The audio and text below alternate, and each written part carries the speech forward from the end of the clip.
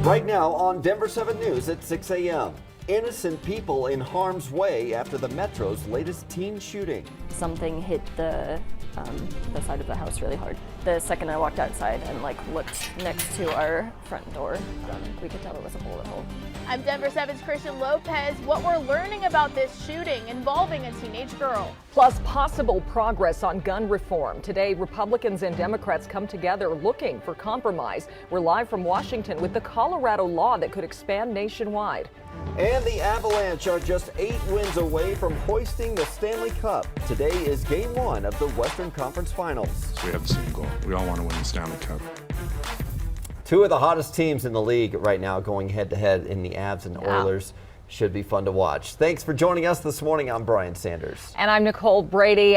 We're starting out cooler this morning. Rain moving in later. Katie LaSalle timing everything out for us. Good morning to you guys. This Tuesday, it is calm, bright, beautiful. So take a live look outside down south over Sangre de Cristo mountain range. A little more cloud coverage this morning here over the metro area. Gorgeous sunrise over City Park. We'll see mostly sunny skies through midday, then increasing clouds once again, gusty winds, and a good chance for more widespread rain arriving this evening. Right now, it's only 45 degrees in Denver, high 30s currently in Greeley and into the mountains. A cold start to this Tuesday with 20s and sunshine, Leadville, Steamboat down through Aspen. Your metro area wake up forecast in terms of those temperatures will stay in the high 40s still until 11 o'clock. Lunchtime at 50 degrees. Daytime highs will be in the low 60s and a good chance for rain arriving, especially becoming more widespread after the Avs game tonight here in Denver, and a little more snow for the mountains. We'll talk more about totals we're expecting with this storm coming up. Speaking of the mountains right now, you can see the drive up Floyd Hill and then going down Floyd Hill down to Idaho Springs. It looks great for us right now. Not seeing any weather issues, but up into the high country overnight hours, we will see some issues. And with the snowfall rates at times, we could see some snow sticking to some of the highways up here. Take a look at the drive around Metro Denver. It looks pretty good for the most part. Getting busier, obviously busier than yesterday. We had this serious crash at 160th and Colorado Boulevard east of I-25, causing some delays there. Getting busier on I-76 and 270, but really nothing in the way of traffic or blocking lanes, anything like that. And down here in the southeast side, we do have a crash at Memphis and Quincy. So that's between Buckley and Chambers. And it is causing some delays really on that eastbound side, trying to get over to Buckley. So a couple extra minutes for you down that way right now. We have some breaking news out of Aurora this morning. The Red Cross is helping people find a place to stay after a complex condo caught fire. 2 of the condos were burned. Aurora Fire Rescue tweeted this photo showing the flames on East Colorado Drive off Jewel Avenue. No people were injured, but we learned a cat died. The cause of the fire is under investigation. Well, take a look at this here, a bullet hole in the side of a home in the Central Park neighborhood. This is part of the aftermath from a fight outside a neighborhood rec center. Denver 7's Christian Lopez joins us now with details about this incident involving a teen girl. Christian. Yeah, Nicole, and thankfully no one inside that house was hurt. But here's what we know about the shooting so far. It started Sunday afternoon in the parking lot of the Central Park Rec Center off of MLK. Police say a teenage girl was involved in a fight with someone else. At the scene there, you can see several evidence markers on the ground. Neighbors then say she took off and another car followed her to 25th and Zinnia, where neighbors say they heard gunshots as cars drove by, and at least one of those bullets flew into a house. Sounded kind of like as if lightning struck the house and something electrical exploded or like a firework hit the house. We were freaked. I was especially freaked because I spent 6 hours on the porch the day before, so I was just happy to be inside, I guess. Neighbors say the violence came to an end near 26th and Akron, where the girl crashed her car and ran across a field in search of help. And a photo that was shared with us shows the car's back window was completely blown out. The victim, a teenage girl, was injured, but she is expected to be okay. So far, no word on any suspect or arrests, but police are asking anyone with information to call Crime Stoppers. Live in Denver this morning, I'm Christian Lopez, Denver 7. Yeah, and Christian, thank you. Several metro cities are actually trying to do something about teen violence. Just last week, Aurora passed its youth violence prevention program. It expands partnerships with police, schools, and also mental health care providers. Denver has had a similar program in place since 2019. It is supposed to be the first full week of summer break in Uvalde, Texas, but instead the community will spend the next several days saying their goodbyes to some of the victims of the Robb Elementary School shooting. It was just this week. Funerals are planned for 11 children and teacher Irma Garcia. Yesterday there were visitations for 2 of the children at one funeral home for 10-year-old Amory Jo Garza, who had just made honor roll hours before she was killed. Visitation for another 10-year-old, Maita Rodriguez, was at Uvalde's other funeral home. Her cousin said she had dreamed of becoming a marine biologist when she grew up. So in the aftermath of the tragedies in Texas and California and New York, a bipartisan group of lawmakers is set to talk today about passing a new federal gun law. Congress is not in session, so members will be meeting over Zoom.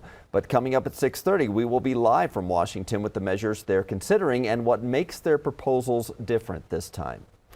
Meanwhile, Canada's Prime Minister is calling for a national freeze on handgun sales. Justin Trudeau is calling for a ban on buying, selling, transferring, or importing handguns. He says the proposal is in response to an increase in homicides in both Canada and in the U.S.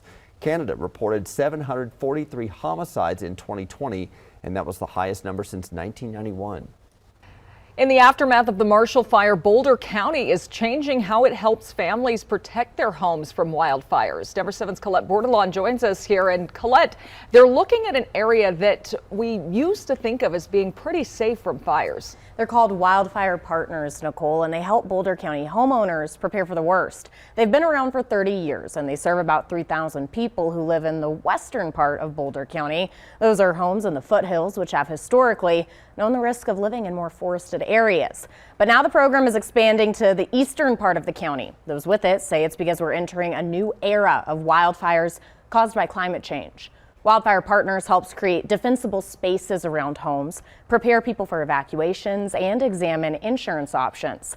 They go to homes and look for any vulnerabilities they may have. They do an assessment with 50 questions, and at the end of the visit, the homeowner will get a customized checklist showing how they can reduce the fire danger in and around their house. But it's on the homeowner to handle those actions on the checklist. Recently, the county passed ignition-resistant construction requirements for new homes and additions, but this is a way to work with homes already here. While we need to build new homes correctly and ignition-resistant with ignition-resistant materials, existing homeowners need to take action too. So this program really targets the majority of the population, those who already have a home that they're living in.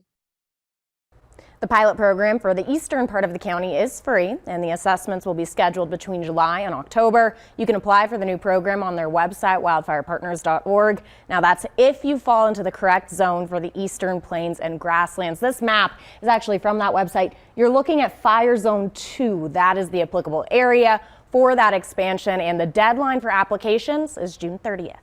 Live in studio, Colette Bordelon, Denver 7. All right, good help. Thank you, Colette. Colorado Congressman Joe Neguse is fighting for more resources before, during, and after fires. He's pushing for the Wildfire Support Act in Congress.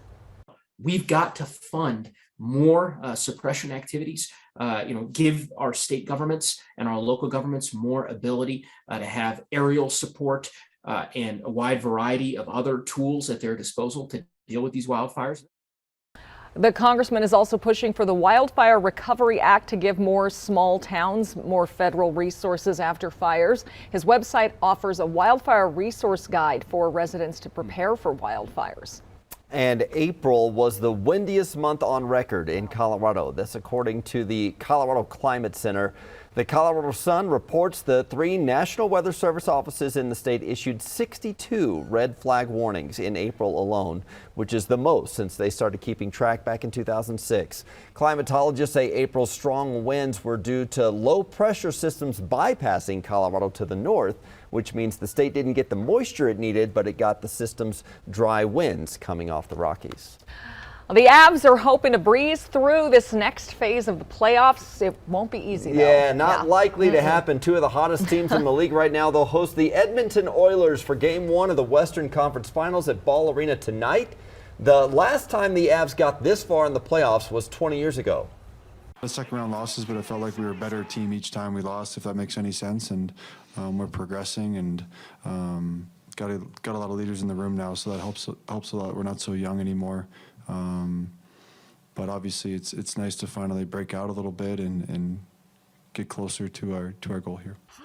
Yeah, hopefully that experience pays off. The puck drops tonight at 6. If they win this series, they will play the winner of the Eastern Conference Finals between the New York Rangers and the two-time defending Stanley Cup champion Tampa Bay Lightning. Katie. All right, let's go Avs. And for Avalanche fans heading to Ball Arena or from, definitely bring the rain jacket along. We are expecting more widespread shower activity to arrive late in the day, mainly after about 4 o'clock. For the evening commute, could see some wet roads, more snow expected into the mountains. We'll talk more about just how much snow we're expecting to fall and our rain totals we're expecting as well across the plains. And just moments ago, they opened up all lanes at 160th and Colorado Boulevard. Good news is now they were alternating traffic across the east and westbound side, but they just opened lanes just moments ago, so just a moment ago from Air Tracker 7. So that's good news up to the north side. Getting busier in some of those other usual spots. We'll take a look at that for you coming up in just a bit. All new this hour, the cost of convenience, how automation is secretly prompting you to make bad decisions. And the Scripps National Spelling Bee starts today. We'll introduce you to the third Coloradan competing, the lessons she learned from her older brother following in his footsteps.